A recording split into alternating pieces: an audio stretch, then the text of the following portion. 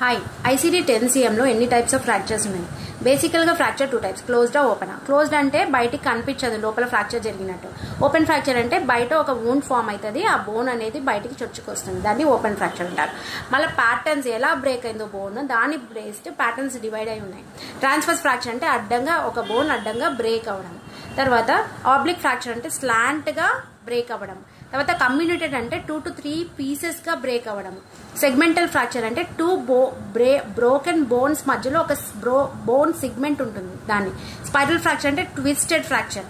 Green stick fracture అంటే చిల్డ్రన్లో partial fracture, దీన్ని bone bend అయి క్రాక్ అవుతుంది. తర్వాత పాథలాజికల్ ఫ్రాక్చర్. పాథలాజికల్ ఫ్రాక్చర్ ఏంటంటే due to underlying diseases like cancer, osteoporosis, ఈ పాథాలజికల్ ఫ్రాక్చర్స్ జరుగుతాయి ఎస్పెషల్లీ ఇన్ ఏజ్డ్ పేషెంట్స్.